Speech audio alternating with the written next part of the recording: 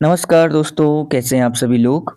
उम्मीद करता हूँ आप सभी लोग बहुत अच्छे होंगे और काफ़ी अच्छी आप लोगों की स्टडी भी चल रही होगी। आप सभी का एक बार फिर से अपने इस चैनल एग्जाम एकेडमी पर हार्दिक स्वागत है। आज हम इंडियन पॉलिटी का एक महत्वपूर्ण टॉपिक राष्ट्रपति से संबंधित महत्वपूर्ण एमसीक्यूज करने वाले हैं। तो शुरू करते हैं।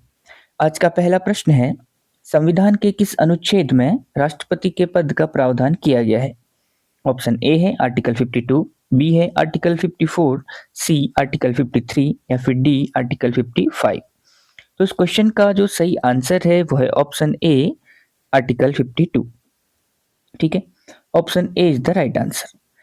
तो ऑप्शन ए यानी कि आर्टिकल 52 में राष्ट्रपति के पद का प्रावधान किया गया, यानी कि देश का एक राष्ट्रपति होगा, ये बात बताई गई है आर्टिकल 52 में। बाकी ऑप्शन की अगर हम बात करते हैं, यानी अगर हम आर्टिकल 53 की बात करें तो आर्टिकल 53 में ये बात है कि राष्ट्रपति जो होगा वो कार्यपालिका का मुख्य होगा। ठीक है, और आर्टिकल 54 में राष्ट्रपति के निर्वाचन प्रणाली को बताया गया है और आर्टिकल 55 में निर्वाचन की प्रक्रिया या विधि को बताया गया है। ठीक है, तो ये जो क्वेश्चन है, राष्ट्रपति के पद का प्रावधान किया गया है किसमें? Article 52। Option A is the right answer. अगला प्रश्न है, राष्ट्रपति पर महाभियोग की प्रक्रिया किस अनुच्छेद में दी गई है? ऑप्शन ए है आर्टिकल 58, बी है आर्टिकल 59, सी आर्टिकल 60 या फिर डी है आर्टिकल 61। तो इस क्वेश्चन का जो सही आंसर है वो है ऑप्शन डी आर्टिकल 61। ठीक है, option D is the right answer. तो महाभियोग की प्रक्रिया किस में है? आर्टिकल 61 में। ठीक है, और महाभियोग क्या होता है? महाभियोग का मतलब जो है वो है कि राष्ट्रपति को उसके पद से हटाना। ठीक है, तो उसको हम कहते हैं महाभियोग की प्रक्रिया। और वो किस आर्टिकल के तहत होती है? आर्टिकल 61 के तहत होती है और उसे हम कहते हैं महाभियोग। तो ये संविधान के अतिक्रमण करने पर राष्ट्रपति पर लागू होती है, संविधान के अतिक्रमण करने पर। ठीक है, और महाभियोग जो प्रक्रिया है वो मतलब कि संसद के किसी भी सदन में जो है वो लाई जा सकती है, किसी भी सदन में, या फिर लोकसभा में लाओ या राज्यसभा में लाओ। लेकिन उसके लिए शर्त ये है कि राष्ट्रपति को 14 दिन पहले इन्फॉर्म किया जाना चाहिए कि भैया हम आपको हटाने वाले हैं। ठीक है, और एक नोटिस जाएगा जिस भी सदन के द्वारा वो सवाल उठाया जा रहा है किस पर? राष्ट्रपति पर।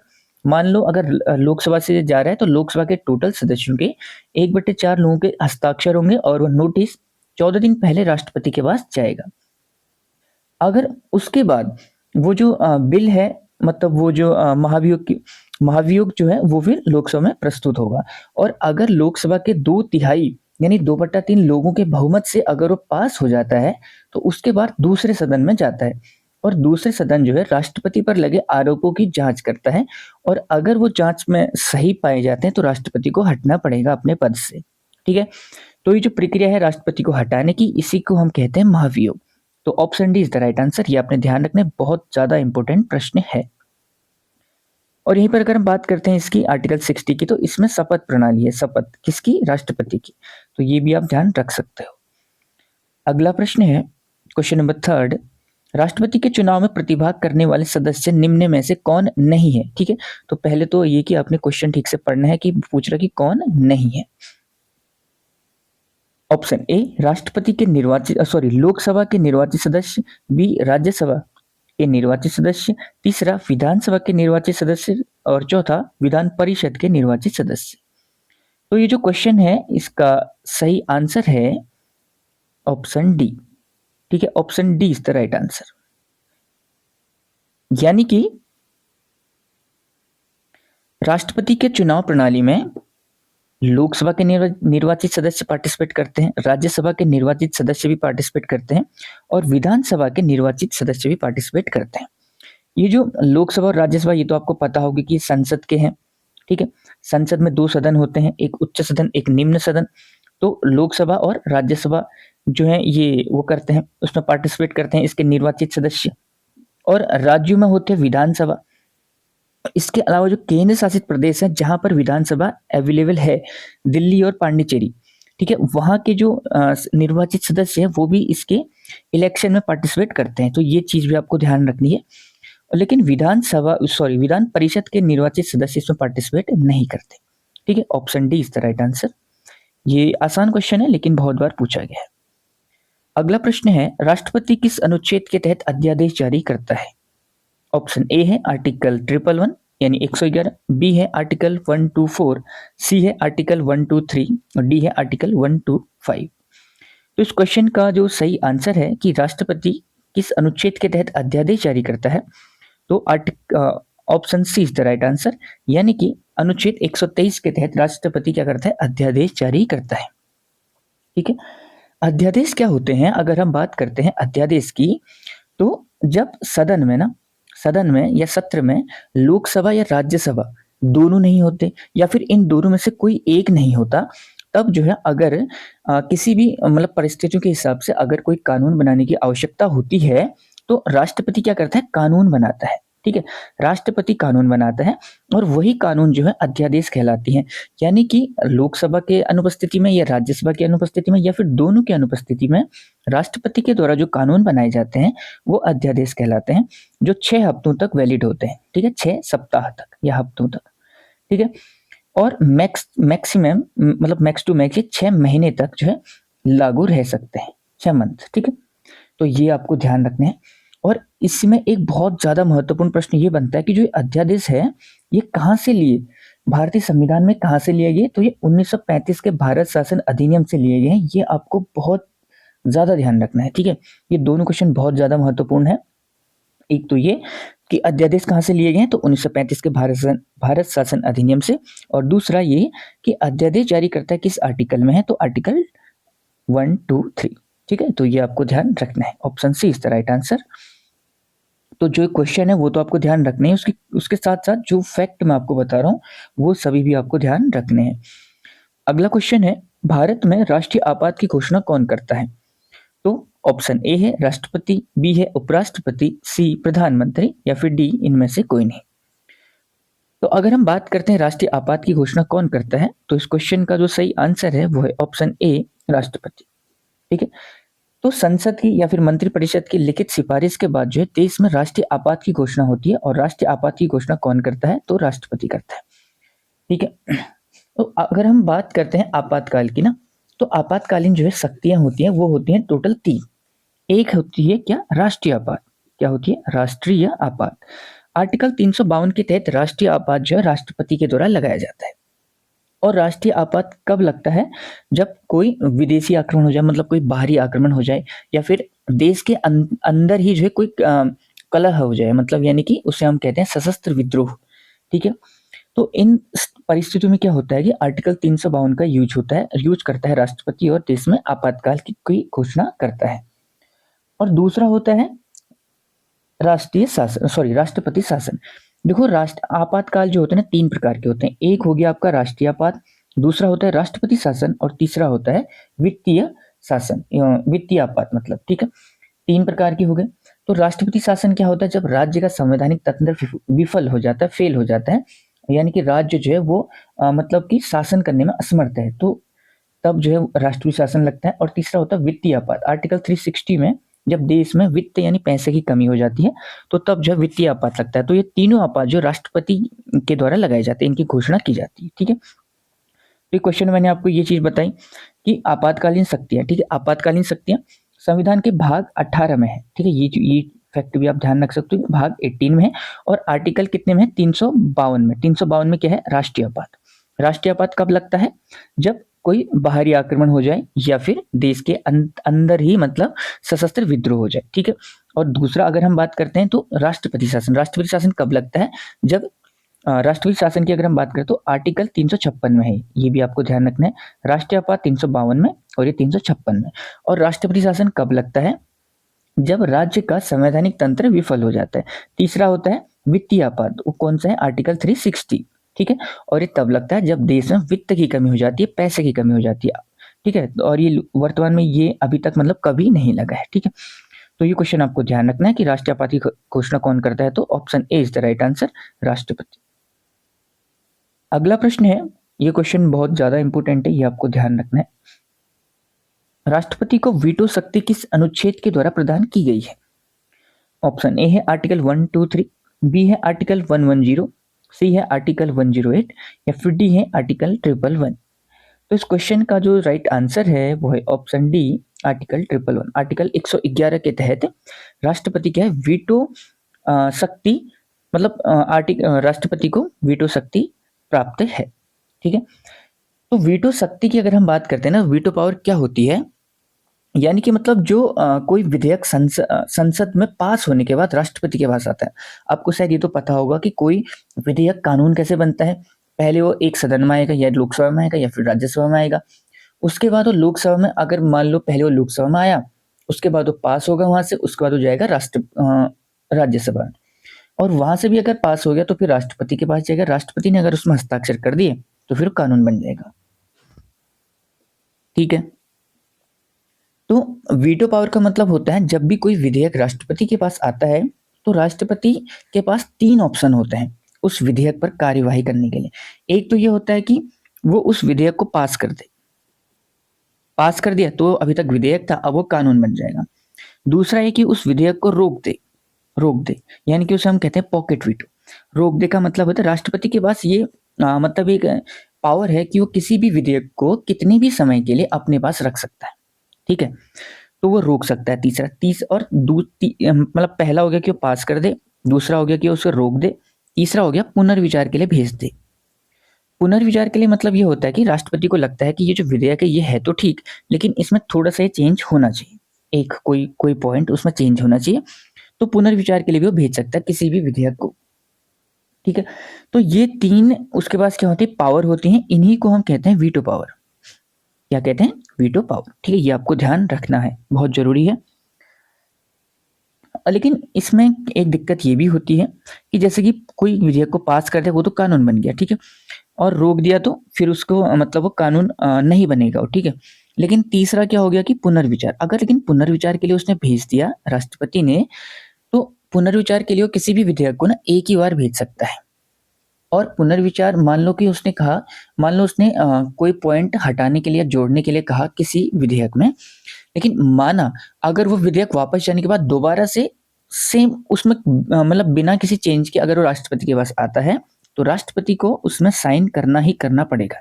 राष्ट्रपति बाध्य हो जाते हैं, यानी कि किसी भी विधेयक को केवल एक बार पुनर्विचार के लिए भेज सकता है, ये आपको ध्यान रखना है। ठीक है, तो वीटो पावर किसमें, आर्टिकल 111, आर्टिकल यानी कि option D is the right answer, ये आपको ध्यान रखना है। अगला प्रश्न है, सर्वप्रथम जेबी वीटो का प्रयोग किस राष्ट्रपति ने किया था? ऑप्शन ए है जाकिर हुसैन, बी है नीलम संजीव रेड्डी, सी है ज्ञानी जैल सिंह, डी है डॉक्टर एपीजे अब्दुल कलाम। तो इस क्वेश्चन का जो राइट आंसर है वो है ऑप्शन सी, ज्ञानी जैल सिंह। तो जेबी वीटो का प्रयोग किसने किया था? सबसे पहले ज्ञानी जैल सिंह ने। अगर हम बात करते हैं जेबी वीटो की, तो मैंने आपको अभी बताया था कि राष्ट्रपति की पावर होती है कि किसी भी विधेयक को रोक सकता है अपने पास। ठीक है, किसी भी विधेयक को रोक सकता है और अपने पास वो कितने भी समय के लिए रख सकता है। तो उसे जेबी वीटो इसलिए कहते हैं ना कि मतलब ऐसा लगता है कि राष्ट्रपति ने वो विधेयक को अपनी जेब में रख दिया भैया, है ना। अब वो उस पर मतलब सोच रहा है उसके बारे में कि विधेयक को कानून बनाना चाहिए नहीं बनाना चाहिए। तो इसका प्रयोग सबसे पहले ज्ञानी जैल सिंह ने किया था। कब किया था? 1986 में किया था। ठीक है, तो भारतीय डाक संशोधन विधेयक था वो, और उस पर जो है कार्यवाही, मतलब उस पर जो है जेबी वीटो का प्रयोग किया था। मतलब उसको जेब में रख दिया और भूल गए उसको। ठीक है, तो इसका मतलब यही है। तो ज्ञानी जैल सिंह के द्वारा सबसे पहले किया गया था, और ये डेट आपको बहुत मतलब जरूरी से ध्यान रखने की, 1986 में जो है उसने जेबी वीटो का प्रयोग किया था। ठीक है, और ज्ञानी जैल सिंह ने क्या है, केवल एक बार ही ये विधेयक मतलब ये जेबी वीटो का प्रयोग किया गया है आज तक। ये बहुत इंपॉर्टेंट प्रश्न है, ये आपको ध्यान रखना है। अगला प्रश्न है, राष्ट्रपति चुनाव से संबंधित विवाद का निपटारा कौन करता है? ऑप्शन ए है संसद, बी है सर्वोच्च न्यायालय, सी है चुनाव आयोग, या फिर डी है लोकसभा स्पीकर। आसान सा क्वेश्चन है, लेकिन ये क्वेश्चन भी पूछा गया है कई बार कि राष्ट्रपति चुनाव से संबंधित विवाद का निपटारा कौन करता है। तो इस क्वेश्चन का जो सही आंसर है वह है ऑप्शन बी, सुप्रीम कोर्ट। ठीक है, सर्वोच्च न्यायालय जो है ये काम करती है कि राष्ट्रपति के चुनाव में कोई भी दिक्कत हो तो उसका निपटारा कौन करेगी? सर्वोच्च न्यायालय। और राज्यपाल से संबंधित, राज्यपाल या फिर मतलब राज्य में कौन करेगा? तो हाई कोर्ट करेगी। जैसे केंद्र में सुप्रीम कोर्ट तो राज्य में हाई कोर्ट। तो ये क्वेश्चन या ये मतलब आपको ध्यान रखना है कि सुप्रीम कोर्ट जो है निपटारा करती है राष्ट्रपति चुनाव में कोई भी विवाद आता है। अगला प्रश्न है क्वेश्चन नंबर 9, निम्न में से किस विधेयक को राष्ट्रपति की अनुमति के बिना संसद में प्रस्तुत नहीं कर सकते? ये बहुत इंपॉर्टेंट प्रश्न है, बहुत बार पूछा गया है।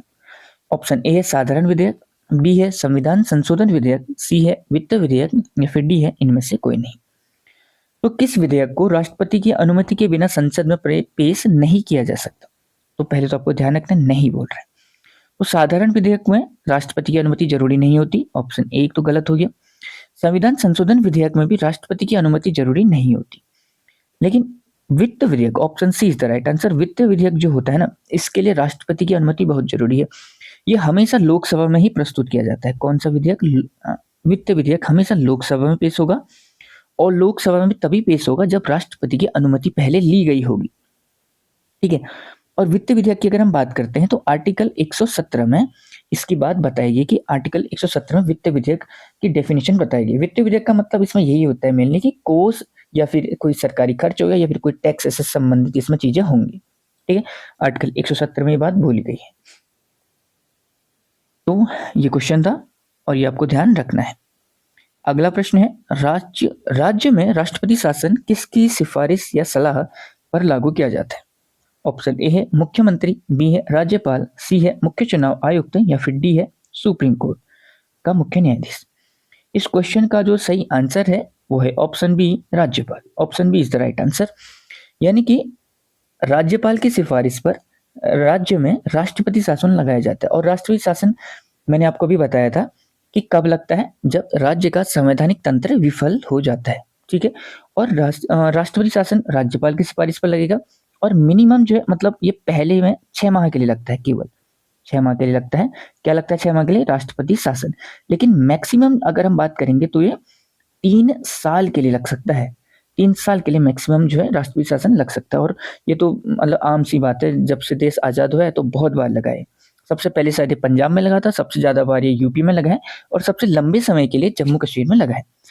और 2016 में उत्तराखंड में भी लगा था, ये आपको ध्यान होगा, ठीक है। तो ये प्रश्न था और ये आपको ध्यान रखना है। अगला प्रश्न है क्वेश्चन नंबर 11, राष्ट्रपति किस अनुच्छेद के तहत क्षमादान करने का अधिकार रखता है? ठीक है, तो राष्ट्रपति किस अनुच्छेद के तहत क्षमादान करने का अधिकार रखता है? आसान सा क्वेश्चन है, लेकिन मतलब जिसने थोड़ा सा राष्ट्रपति को पढ़ा है तो उसको याद होगा, पता होगा। लेकिन ये बहुत इंपॉर्टेंट प्रश्न है क्योंकि पेपर में ऐसे प्रश्न बहुत ज्यादा पूछे जाते हैं। तो ऑप्शन ए आर्टिकल 60, बी है आर्टिकल 85, सी है आर्टिकल 72 या फिर डी है आर्टिकल 52। तो इस क्वेश्चन का जो सही आंसर है कि क्षमादान करने का अधिकार रखता है, option C is the right answer. Article 72 के तहत राष्ट्रपति क्षमादान करने का अधिकार रखता है, ठीक है। अगर कोई मतलब कोई सजा ऐसी हो जो मृत्युदंड हो तो राष्ट्रपति मृत्युदंड को माफ कर सकता है, या फिर कोई सजा ऐसी हो जो सेना, नौसेना या वायुसेना के अपराध, मतलब वायुसेना के द्वारा नौसेना में या आर्मी में अपराध, मतलब यहाँ पर कोई अपराध हुआ है, वहां से अगर कोई सजा इसको मिली है किसी भी आदमी को, और या फिर कोई सजा केंद्रीय कानून यानी कि मतलब संघ सूची के सब्जेक्ट पर कोई उसे सजा मिली है किसी भी आदमी को, तो इन 3 तरह की सजा जो है माफ कर सकता है, या फिर इन सजाओं को कम कर सकता है, या फिर इन सजा की प्रकृति को बदल सकता है, ठीक है। यानी कि मृत्युदंड को माफ कर सकता है, ठीक है, या मृत्युदंड की सजा को उम्र कैद में बदल सकता है, यानी प्रकृति बदल दी है ना, या फिर सजा को एकदम जीरो, कुछ नहीं, मतलब कि माफ कर दिया, एकदम ही माफ कर दिया। तो ये तीनों काम कर सकता है कौन? राष्ट्रपति। किस आर्टिकल के तहत? आर्टिकल 72 के तहत। और किस क्षेत्र में? 3 क्षेत्र में। एक, मृत्युदंड हो, जब किसी व्यक्ति को मृत्युदंड दिया गया हो तब। दूसरा, जब किसी व्यक्ति को केंद्रीय सूची के सब्जेक्ट पर जो है उसे दंड दिया गया हो। या फिर तीसरा, किसी व्यक्ति को आर्मी में यानी कि मतलब थल सेना या फिर नौसेना या वायुसेना के जो मतलब कोर्ट होते हैं वहां पर उसको दोषी पाया गया है, तो वहां से भी क्या होता है, उसको उसकी सजा को कम या माफ करा सकता है कौन? राष्ट्रपति। और आपको पता होगा कि जो तीनों ये सेना है हमारी, इसका जो मुख्य होता है वो राष्ट्रपति होता है, ठीक है। तभी वो इन तीनों जगह से भी सजा को कम करा सकता है। आर्टिकल 72 ये प्रावधान करता है, ये आपको ध्यान रखना है। अगला प्रश्न है क्वेश्चन नंबर 12, भारतीय संविधान के तहत कोई व्यक्ति कितनी बार राष्ट्रपति के लिए नियुक्त हो सकता है? ऑप्शन ए केवल 1 बार, बी केवल 2 बार, सी केवल 3 बार या फिर डी कितनी बार भी। तो इस क्वेश्चन का जो सही आंसर है वो है ऑप्शन डी, कितनी बार भी। वो जितनी बार चाहे, जब तक जिंदा रहे, मतलब वो राष्ट्रपति नियुक्त हो सकता है। लेकिन अगर आप अमेरिका की बात करोगे तो अमेरिका में केवल 2 बार ठीक है, कोई भी व्यक्ति केवल 2 बार राष्ट्रपति चुना जा सकता है। ठीक है, ये भी आपको ध्यान मतलब ये ध्यान रख सकते हैं आप। अगला प्रश्न है, राष्ट्रपति किस अनुच्छेद के तहत आपातकाल की घोषणा करता है? ये क्वेश्चन हम थोड़ा सा डिस्कस कर चुके हैं। तो ऑप्शन ए आर्टिकल 352, बी है आर्टिकल 353, सी आर्टिकल 356, डी है आर्टिकल 360। तो इस क्वेश्चन का जो सही आंसर है वो है आर्टिकल 352। ठीक है, आर्टिकल 352 352 के तहत राष्ट्रपति जो है आपातकाल की घोषणा करता है, राष्ट्रीय आपातकाल, हाँ राष्ट्रीय आपात की घोषणा करता है। तो यहाँ पर ये आपातकाल को आप यहाँ पर लिख देना राष्ट्रीय आपात। ठीक है, राष्ट्रीय आपात, राष्ट्रीय आपात की घोषणा करते हैं आर्टिकल 352 के तहत। और 356 की बात करेंगे तो राष्ट्रपति शासन, और 360 वित्तीय आपात की बात होगी। और 352 जो है ये मैंने आपको पहले ही बता चुका हूँ, मैंने आपको अभी बताया कि जब कोई विदेश बाहरी आक्रमण हो जाता है तब ये लगता है। दूसरी कंडीशन जब सशस्त्र विद्रोह हो जाता है तब ये लगता है। और ये देश में ना अभी तक 3 बार लग चुका है। एक 1962 में जब वो हुआ था भारत इंडो चाइना वॉर, दूसरा अरे यार ठीक है 3 बार लग चुका है। ठीक है, एक तो मैंने आपको बताया कि 1962 में इंडो चाइना वॉर के दौरान, और दूसरा 1971 में इंडो पाक वॉर के दौरान, और तीसरा 1975 में इंदिरा गांधी के टाइम पे लगा था। ये आंतरिक अशांति के कारण लगा था। ठीक है, तो 3 बार जो है 352 का प्रयोग हो चुका है। तो दोस्तों ये थी आज की क्लास। उम्मीद है क्लास आपको अच्छी लगी होगी, मज़ेदार, और यहाँ से मतलब क्लास से आपने कुछ ना कुछ ज़रूर सीखा होगा। तो अगर आपको वीडियो अच्छी लगी है तो प्लीज़ इसे लाइक करें, शेयर करें और चैनल को सब्सक्राइब करें। Thank you so much.